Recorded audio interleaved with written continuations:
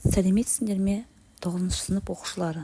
Бүгін біз сіздермен қазақ тілі сабағынан 1-тоқсанның 2 бір жобасын талдайтын боламыз. Жаһандану мәселелері бөлімі бойынша жиынтық бағалау тапсырмаларын назарларыңызға ұсынамын.